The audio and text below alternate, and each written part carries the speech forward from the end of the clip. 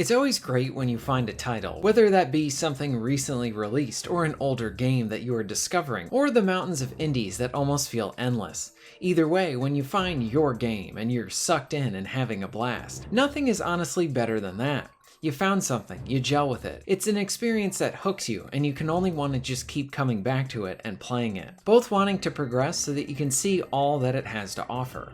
And maybe something at the same time you just don't want it to end, because the experience is just that enjoyable.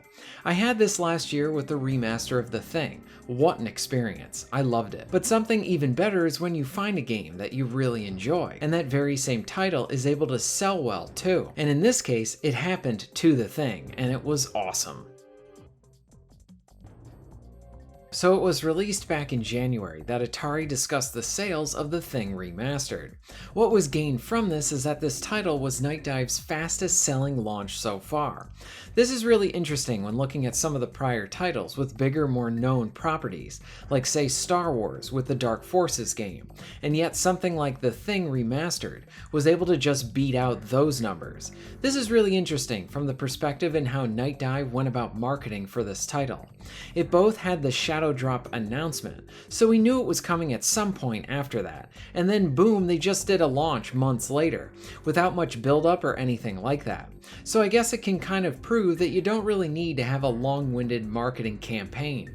I wonder if part of this came from how Night Dive has more than earned the confidence from the players. Like, we know we're going to be getting something good from them, and better yet, maybe Night Dive knows this as well. Because if you don't need to spend money on marketing, those funds can go into something else. But to have a cult classic, a remaster of an older game, releasing in the fall, a crowded time for games as well, and yet within the sea of new games, a large amount of players saw the option over those new titles and went for this remaster. Maybe this also means that the current state of AAA games is not exactly what everyone really wants. Maybe a large group also wants older games, or games in that older style. What this will lead to and what this could mean for the future, I don't know, but it's probably a good thing. Plus, it didn't hurt either that this game is an absolute blast. It's an action horror title that acts as a fun sequel to the film. The pacing is lightning fast. It incorporates elements that, while this is from an older game, they still feel very fresh today. Like how team members can get infected and then turn on you. So now you have the comfort of having some allies, but then you don't really know if they're going to turn on you and then you're back to being alone. Who can you really trust? Plus that sense of isolation, and especially the cold, that was something that was present within the film, is something incorporated into the gameplay elements as well. It's a great game, a great remaster, and I'm glad it saw some financial success.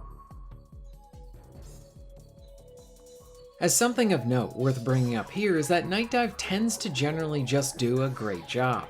They bring these older beloved classics or cult classics back through the enhancements that they make to them. We essentially get a game that plays and even feels like how we thought it did as a kid. This cleaning up that is done makes these titles very accessible. The way Night Dive does this is that it makes it all seem very seamless and easy, when in fact that a lot of work probably went into this to make it very easy and enjoyable for the player.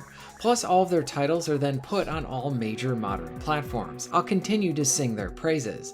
Night Dive is very consistent, and I very much appreciate it, as gaming preservation continues to be an important point for many games and gamers. The efforts here with this company is something that is greatly contributing to gaming preservation in the best way. Easily accessible older games that pretty much anyone can play. I wish every older game could get the same treatment like this. That all being said, I really like how Night Dive does go about the titles they focus on.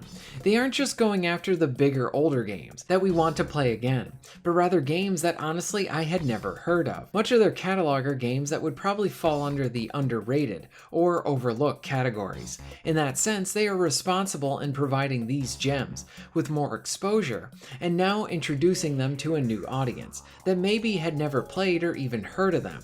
I'm a good example of this. The Thing I had heard of, I wanted to play it, but never got around to it. But through the remaster, it was so easy to get it working on the PC, and then boom, I was playing it. Similar thing happened with their remaster of Killing Time. I had never heard of that title, and then was exposed to something really cool. Preserving, consistency, and high quality is what they do.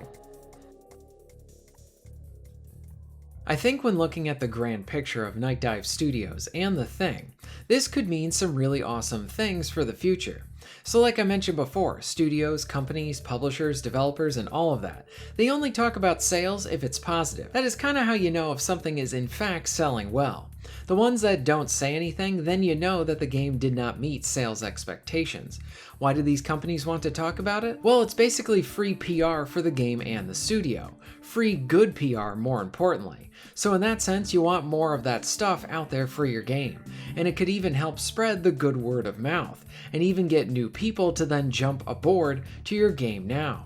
Maybe they were considering it, but now that the potential player sees that it's selling well, a higher player count and all of that, this could push someone into then buying it and then jumping in.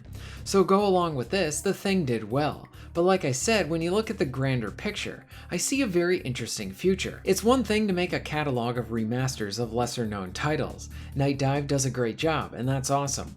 Very fun titles and worthy remasters. But it's another thing to then focus on lesser known games, and then have them sell very well. That is the key thing. You want both things to happen. Highlight cult classics and then sell lots of copies. With The Thing remasters selling well, this shows me that players showed up for this title. Again, while the John Carpenter film is very well known, the game I think is something that flew under the radar a lot. But to have something of a cult classic get this attention, it sends a strong message to Night Dive. What they are doing is something that hopefully will continue. Just think of it this way. Think of a title you found to be more of a hidden gem or overlooked. Now these titles are even more on the table. We know Night Dive likes to focus on games like this, and The Thing sold well. What this means for specific titles, I cannot say. Where Night Dive will focus on next especially. One thing is certain though, is that whatever it is, it will probably end up being good, along with something that's going to end up surprising us too. I am glad The Thing sold well. They deserved it. What are your thoughts on all of this? Did you play or buy The Thing Remastered? What hidden gem should they focus on next? Let me know all of this in the comments down below. If you're interested in supporting the channel, please check out my Patreon page. For just $1 a month, you can help to keep this channel going strong, and this allows me to be able to do more for my awesome audience. Please check out the links in the description and pinned comment for ways to support the channel. And most of all, thank you very much for watching.